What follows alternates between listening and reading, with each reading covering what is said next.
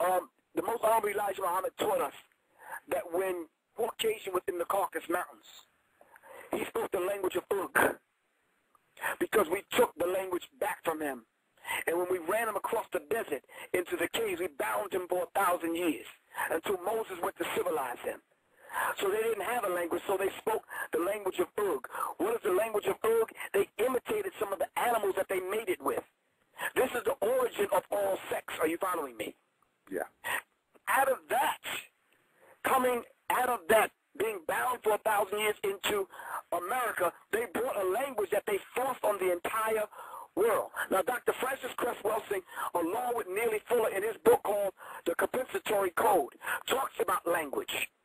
Dr. Francis Cress Welsing said, if you, as a black man, are very profound and master the English language, you will learn to hate yourself. I'm going to say that again. Whoa. If you master English language, you will learn to hate your black self. Why? Because if you go to the dictionary and you look up black, it's actually teaching you to hate yourself. It is wicked, dismal. Are you following me? These kind of terms when it refers to black. Are you following me? Yes, sir. So intrinsically evil? Yes, sir. Yes, sir.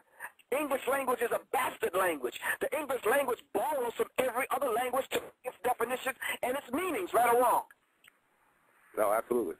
You can find one word in the dictionary that has 5 different meanings, and depending upon the intonation of your voice, the meaning could change. Are you following me? Yes, like you can say, man, get that shit out of here. Or you can say, yo, that's the shit. That means 2 different things. Am I right or wrong? That's right. That's right. So we have to understand that particular dynamic. Now, that times the fact that we were knocked in the head and dragged to America and our language was taken away from us, we had to learn this bastard language called English. And you got to hold on for 1 second. Yes, sir. Huh? Hold on. How do you what? All right, how to send a Pro Tools to the mic to record. Send Pro Tools to the mic. Sorry, Oh, you got the record program. That's where the mic is going. Go back into Profile. Oh, okay. And redirect it. Oh, okay. All right, cool. Yeah, okay. And then how do if I got a laptop? From the profile. Yeah. Okay. Yeah, the profile we sent you to everything.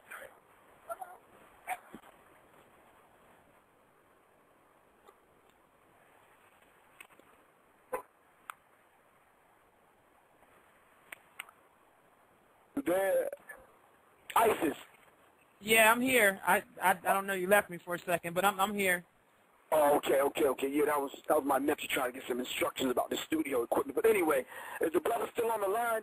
Yeah, I'm here. here. He's still here. Okay, I'm sorry about that, bro.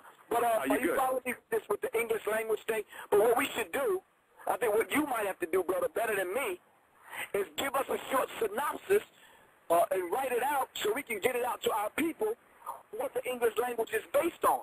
It's based on Greek and Latin. Are you following me? Yes. So inside of the Greek mythology and culture, right? Tell me if I'm wrong. Do you know what the 4 great loves are? Okay, so just to give the people an example, all right? Hello? Yeah, I'm here. Okay, cool. When you talk about the city of Philadelphia, right? Hello? Right. Okay. I don't know if the brother is still there. Is he still there? No, I got him on hold because it's got too much static in the background, but he can hear you. Cool.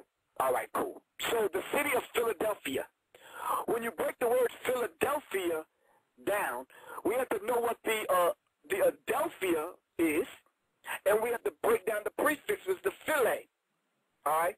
The Philly love is Philly meaning brotherly love. This is why the city of Philadelphia is the city of brotherly love. But if you don't break that down to people, we're not going to know that. So when you start talking about the agape love is the love. It's the greatest love. I don't know who sang that song.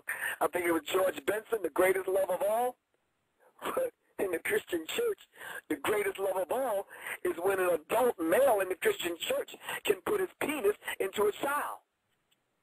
This is why it was mandatory that they steal the ark, knock the woman out of religion, breaking the ark, and erecting the cross with a tiny penis on top, because that is the agape love. That is the greatest love of all.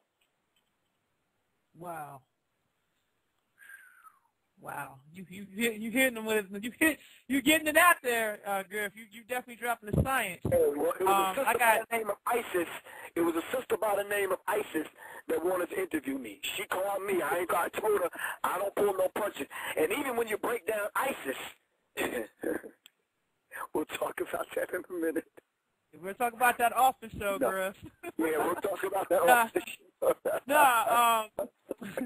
I'm going to take another call. Let's see. Caller number 4351, you're on the air. Do you have a question? Yeah, what's going on, Ike? This Cool Water. What's happening, Griff? Peace, Cool Water. You from Atlanta, right? Yeah. You know me. I know you, bro. You know we run across each other. I wanted to ask two quick questions. I wanted to make a comment. You made a comment, and I just wanted to make a comment. We went to see the movie Avatar. You made a comment about going in, taking the land, and it was funny in that particular movie how the indigenous people, which were supposedly blue, which were representative of all, dark-skinned European, dark-skinned African, Latino, whatever color around the world, they went in and took the land to get the resources and the minerals. So I just found that funny because me and Jawar had that same conversation. It was funny how the white boy saved the day at the end of the movie, but they went in and destroyed those people's homes and, uprooted their whole lifestyle. So I know you made that comment. I just wanted to say, to the movie, when you go see the movie Avatar, keep that in mind. Two quick questions. Hold on. Now, you can't just say that and let the people go like that, bro. Hold on. Well, it was a comment. I was just making a comment off of what you're saying. I was agreeing with it, but I was using that movie because I just saw it. But go ahead, sir. I'm sorry. No, you go on. I'll just expound on it after you're done. I just don't want to confuse the people. Okay. And just two quick questions. Can you elaborate on taking the oath in regards to the Baphomet? I know brother like Symphony 1619, he did the video about Tupac. I know Lennon Arnold had done a couple of things and, broke down the Rihanna situation. Can you talk about that, being that you have been inside the depths of the music industry? When does that take place? When do you have to do it? And, how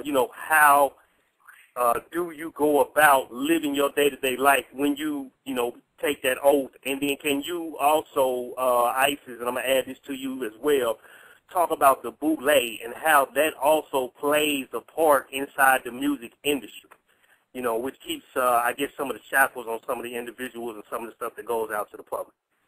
So that's my only two questions on that. Well, I'll just deal with the first part. Sister Isis can handle that. And when she's handling that, I'm going to go take a break for a minute so I can straighten this other thing out. But that's a complex question simply because I always tell people, brother, that you don't choose them. They choose you. They watch you. They know who they could use. Are you following me? When you're presented with it, they don't come at you just like kind of all of a sudden. They make sure that you are soft enough, so to speak, and not saying soft meaning soft. Are you following me? But they make sure you're pliant enough, so to speak, that when they do approach you, all right, they bring you in. Now, check this out. A female, because they match your frequency, a female may approach you.